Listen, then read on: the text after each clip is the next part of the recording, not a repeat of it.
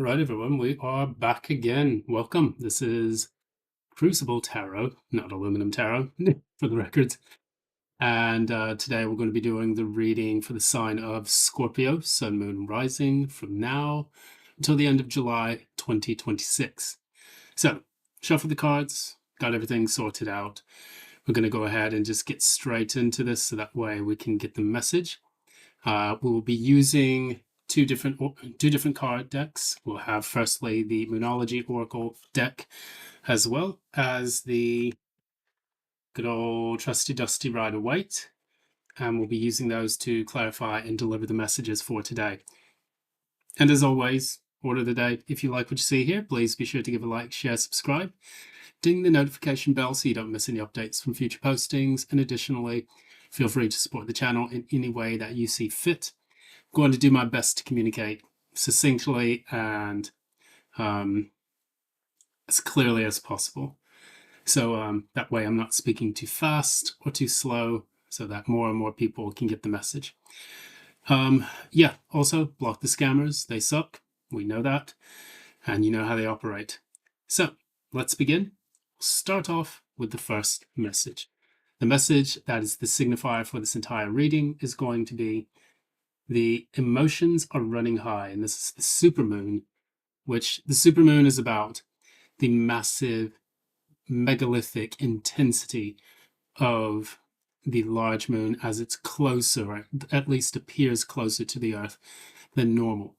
And this normally not only talks about a fullness and a culmination of different energies related to your emotions, but also phases in your life. So it's so intense at this particular point that now you have no choice but to confront those energies. It is important during the supermoon that you balance and ground yourself as well, because whether or not it's your energies, your emotions, your feelings, or the feelings of someone else that are guiding these particular situations, it's important that you always maintain your integrity during them. So that way you can communicate clearly with people. And additionally, it doesn't escalate into anything, too negative. So saying that, I'm going to go ahead and start looking at the first set of cards that you've got here. The first is the Six of Swords, which is clarified by the High Priestess. So we have the Six of Swords, which is moving on to a new path, one that is going to be a bit better than the previous path. So moving away from choppy waters into calmer waters. And this normally happens after a betrayal period, which is marked by the Five of Swords. Conflict, jealousy, spite, trying to win at all costs. And after that, the Six of Swords is when the person who has lost decides, or sometimes even the person who has won, decides that they're going to move on because they've lost everything in the process. So oftentimes with the Five of Swords, you can think about a Pyrrhic victory. And what a Pyrrhic victory is, it's modeled after the Greek story of Pyrrhus, I believe. Don't quote me on that. But after winning his war, he lost so many soldiers. It was just kind of at a greater cost than it really needed to be. So it was a win, but it was a win that ruined everything for him. So the Six of Swords can kind of be that, moving into calmer waters, if you've been the victim of that, or if you've even been the proponent of that, or the instigator of that. And knowing this, I'm getting the impression that somebody may have had an argument or may have gotten into a conflict with someone that is very close to them or important to them. Even if it was related to your workplace, it's also important to acknowledge and to feel and understand how that affects you in that particular in that particular case. The reason why all that happened is because High Priestess in the reverse. the High Priestess.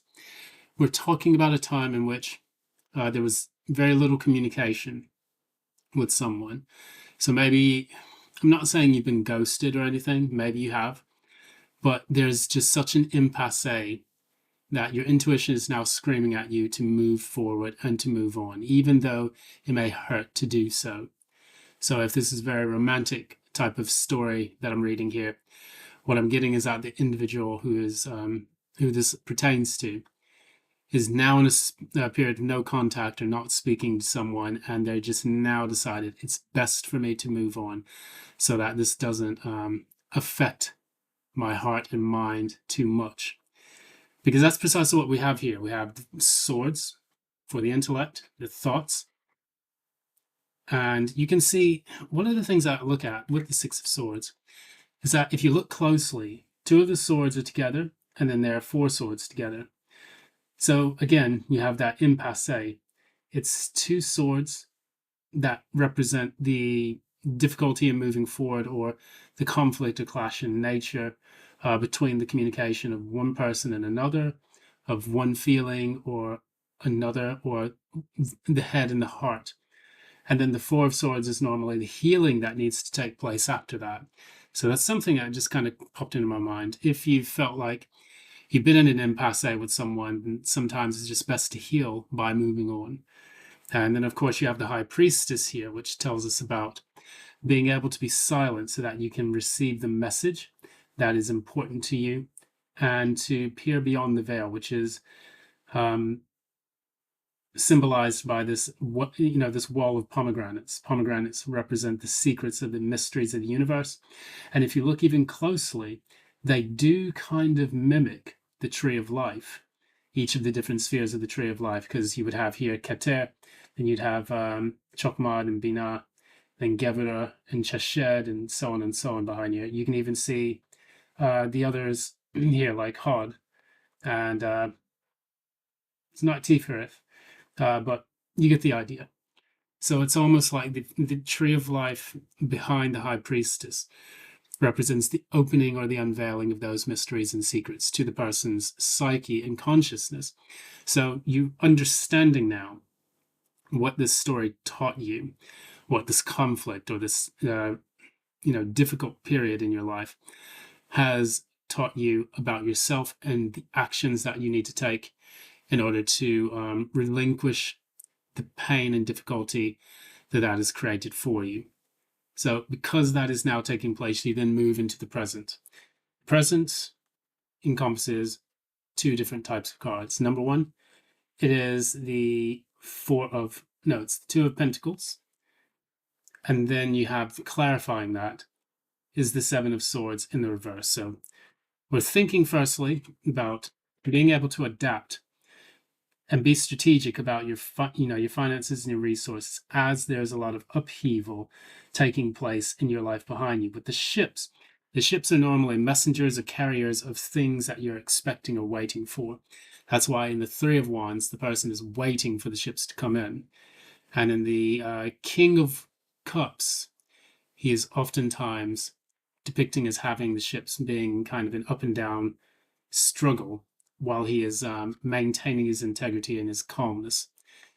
With the Two of Pentacles, we oftentimes see this guy here. I always call him Jimmy Hat because he looks like he has a condom sat on his head, which is weird.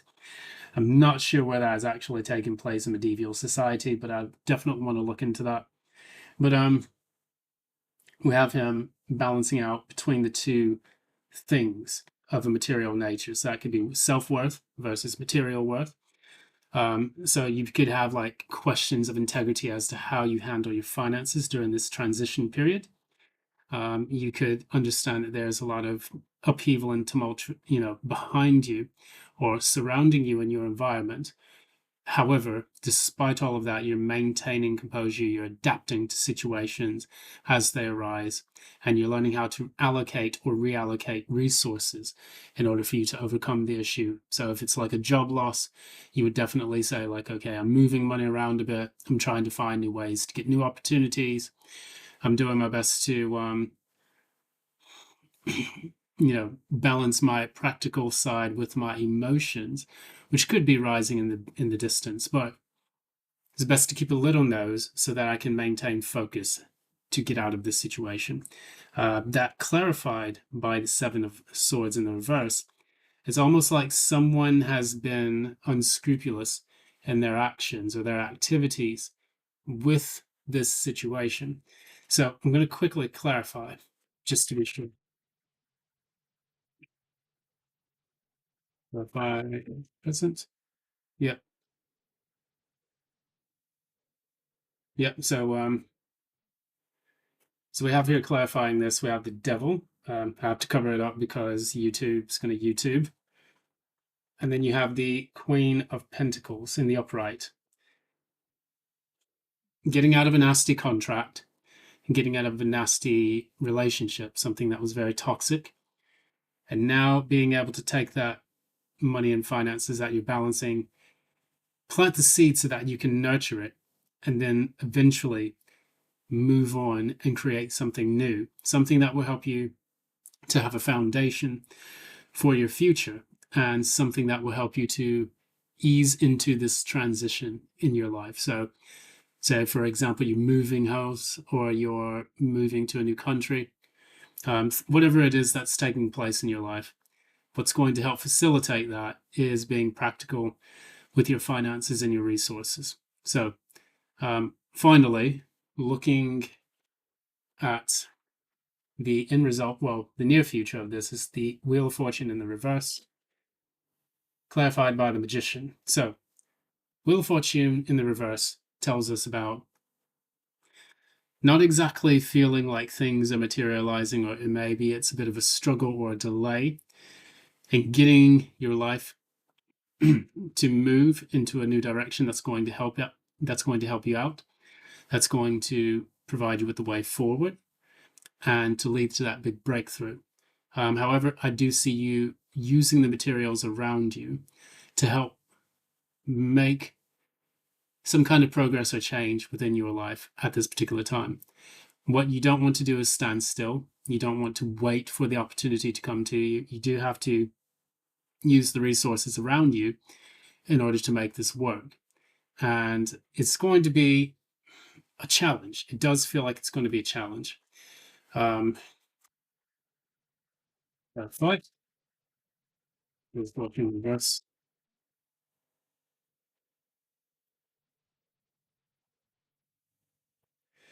There's a lot of holding back in this. So we have the Lovers in the reverse. Of course, new drawings. And then the Strength card, clarifying both of these. I guess what you're trying to do is not to make any hasty decisions whilst you're waiting for things to change. It's like you're putting forth the effort, you're doing the best that you can to materialize and manifest something new. But with the Lovers in the reverse, it's like you haven't connected with something yet, or the answer has not come to you quite just yet, because you, in the recent past, were in the High Priestess stage of your existence, or of this particular timeline. And now I see you trying to come to a decisive conclusion, which you want to be patient with before you take any decisive action. And what we don't want to do is to stay too inactive. On the other hand, what we want to try to do is to make sure that as things materialize, you use the empirical data that you've received from your unfolding situation in order to make the next steps, or to take the next steps in your journey.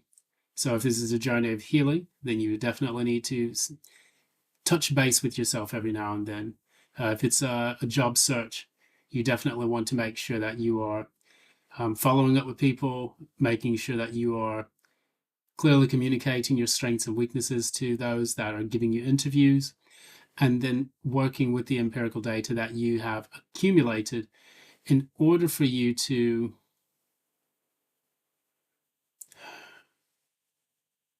make sound decisions that will benefit you and lead to long-term success or an achieved outcome.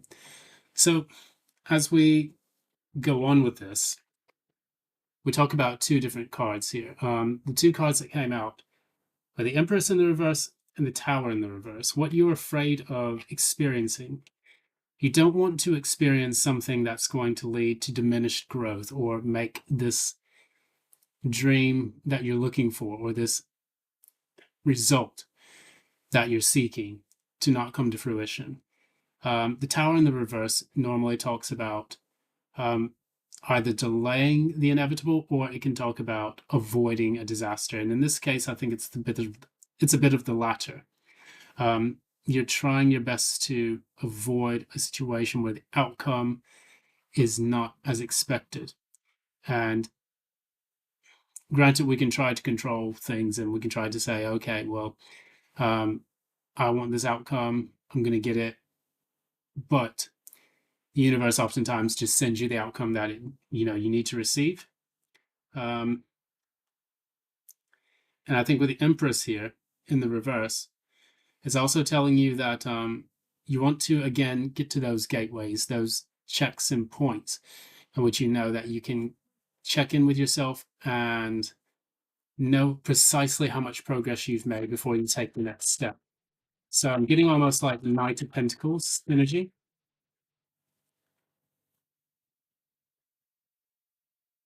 Yeah, because you don't want shit to hit the fan. So if this is a relationship, like maybe you're taking small steps in progress to get out of the relationship, so that way you don't end up pissing someone off. If this is hopefully not a toxic or an abusive relationship, I would say, yeah, taking those slow steps and planning ahead will help you to avoid the worst of it if things do backfire. If this is a job and you're looking for a new job and you find that you're currently working with the old one still, or you're going through processes with the old one, it's better for you to check in every now and then to make sure that you're taking the right steps to do it, so that way you don't sabotage your current job. That way you can take the leap forward and go from the choppy waters into the smoother waters without sabotaging the progress that you've made, which we see that coming here. So if this is like a job, for example, you're still under contract, but you do want to move to a new opportunity, you want to make sure that you're going through all of the processes, you're making sure you're reading your contract so that there's not a problem that can arise. Because of course, as they say, the devil is in the details. And with that being a massive part of contractual agreements, it's important that you are aware of whatever's inside the contract, so that way you don't violate any terms and conditions, and you can move forward without, stymieing your progress to the new goal that you're looking for. So that's really all I want to say about it. The only thing I can say here, your advice is the Fool and the Emperor in the reverse.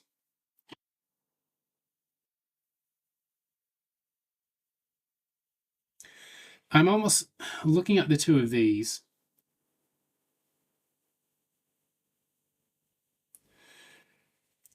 There's a fear of losing control if you behave in a foolish or haphazard manner. So again, not to say you have to go with the flow, but it's important that you go step by step in this procedure, so that way everything is done correctly. Whatever your future horizon is in this Six of Swords kind of progress, you will want to make sure that you go and do everything by the book, so that way it's a success long term. So anyways, that's pretty much it. This has been Crucible Tarot. Thanks so much for listening today. Hopefully this has been helpful for you, and hopefully if you're going through any kind of situation that is less than ideal, then I'm hoping that things go well for you and that the outcome is as expected, or as you would prefer it to be. That's going to be it. Please like, share, subscribe. Leave a comment below to let me know how this resonates with you. And until next time, VIAM, GEVURAH, AMBULO.